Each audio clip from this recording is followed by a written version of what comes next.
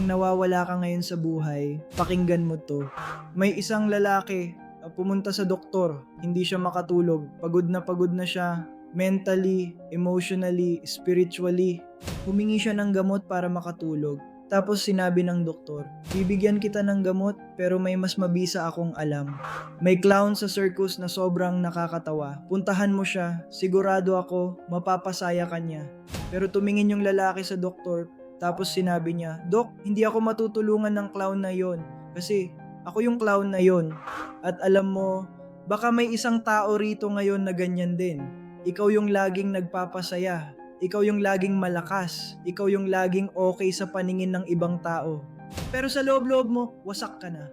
Tahimik kang lumalaban araw-araw. Tahimik kang umiiyak. Tahimik kang napapagod.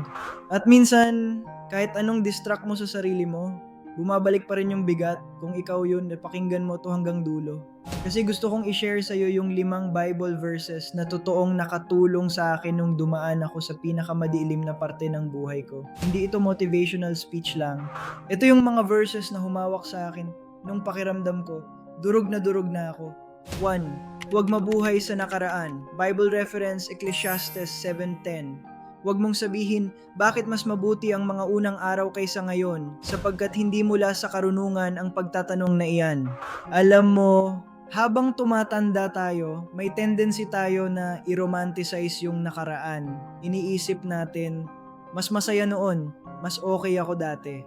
Mas buo ako dati, at totoo naman minsan. Pero habang tumatanda ka, marirealize mo na hindi pwedeng habang buhay kang nakatingin sa likod. Kasi habang nakatitig ka sa nakaraan, hindi ka makakausad sa future na hinihanda ng Diyos para sa'yo. 25 years old ako habang nire-record ko to. At sa totoo lang, sobrang hirap ng season na to ng buhay. Hindi ka na bata, pero hindi ka rin fully stable adult. Transition season siya, at minsan, dun pinakamabigat kasi yung mga dating nagpapasaya sa'yo, hindi na gumagana ngayon. Yung mga dati mong ginagawa, alam mo nang wala talagang direction. At minsan, gusto mo na lang bumalik sa dating ikaw, pero na-realize ko, kapag hinila ka na ni Kristo palabas ng dati mong buhay, hindi ka na talaga magiging payapa sa kasalanan. At kahit mahirap, kailangan mong mag-move forward kasama si Kristo. Huwag kang mainggit sa mundo. Bible reference Psalm 73:17. Hanggang sa ako'y pumasok sa santuwaryo ng Diyos, saka ko naunawaan ang kanilang kahihinatnan. Ito yung verse na talagang nagbukas ng mata ko. Kasi dumating ako sa point ng buhay ko na naiinggit ako sa mga taong nabubuhay sa kasalanan. Pero parang umaasenso, nakikita mo sila online, masaya, sikat, may pera, maraming babae, maraming followers. Pero hindi mo nakikita yung dulo ng buhay nila. At yan yung realization ni Asaph sa Psalm 73. Naiinggit siya sa masasama hanggang sa lumapit siya sa Diyos. At doon niya naintindihan na hindi lahat ng mukhang masaya, payapa, hindi lahat ng successful, fulfilled, hindi lahat ng viral, tama. Social media shows highlights. Hindi nila pinapakita yung pagdurog, hindi nila pinapakita yung guilt, hindi nila pinapakita yung takot matulog mag-isa sa gabi. At minsan, yung kasalanang akala mong freedom, siya pala yung sisira sa'yo pagtanda mo.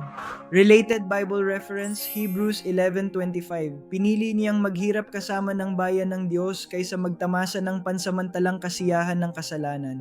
Ang kasalanan, may temporary pleasure, pero laging may kasamang kapalit. 3. Hindi ka nag-isa sa laban mo. Bible reference, Psalm 23:4. Kahit ako'y dumaan sa pinakamadilim na libis, hindi ako matatakot sa kasamaan, sapagkat ikaw ay kasama ko. Ito yung verse na pinakahumawak sa akin nung pakiramdam ko, mag-isa ako. At baka ikaw rin, niloko ka, iniwan ka, pinagtaksilan ka, pinagod ka ng buhay. Pero gusto kong malaman mo to, hindi ka nag-iisa. Kahit hindi mo maramdaman minsan, kasama mo pa rin ang Diyos. At minsan, ang pinakamalaking pagbabago sa buhay mo, hindi agad pag-alis ng problema, kundi yung realization na may kasama kang lumalaban. Nung binabasa ko tong verse na to, parang paulit-ulit akong binubulungan ng Diyos, huwag kang matakot, asama mo ako, hindi kita iiwan. At minsan, sapat na yon para makabangon ulit. 4. Sobrang bilis ng buhay. Bible reference, Santiago Petro 14. Ang buhay ninyo ay parang singaw lamang na lumilitaw sandali at pagkatapos ay nawawala. Ito yung realization na nagpatigil sa akin. Sobrang bilis ng buhay, parang kahapon lang, bata ka pa. Tapos ngayon, iniisip mo na yung future mo, pamilya mo, purpose mo, at isang araw, gigising ka na lang, matanda ka na. Kaya wag mong hintayin na saka ka lalapit sa Diyos kapag wala ka ng lakas. Habang may oras ka pa, habang may pagkakataon ka pa, lumapit ka na kay Kristo. Kasi hindi natin alam kung gaano kahaba yung buhay natin dito. Pero ang eternal life, yun yung walang hanggan. A related Bible reference, Mateo 6:33. Hanapin muna ninyo ang kaharian ng Diyos. Bawat araw nagigising ka, regalo yon.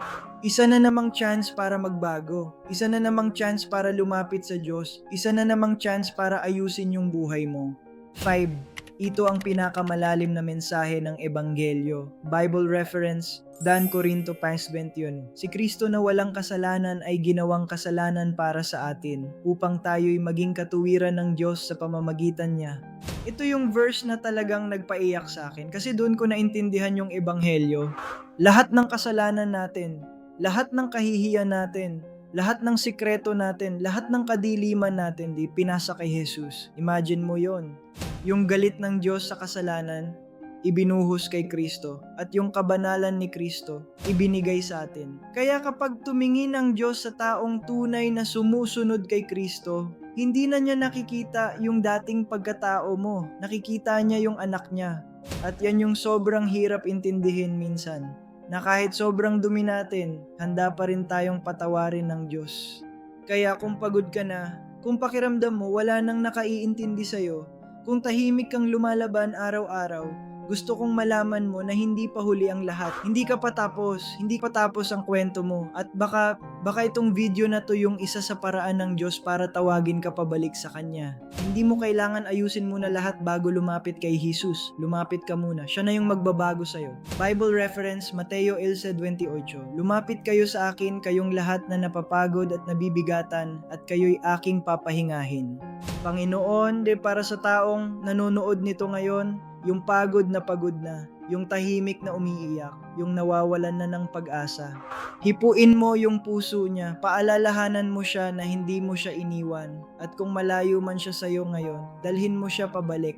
Turuan mo kaming magtiwala sa'yo, kahit hindi namin naiintindihan lahat. At salamat, dahil kahit makasalanan kami, pinili mo pa rin kaming mahalin. Sa pangalan ni Jesus, Amen. I come in peace.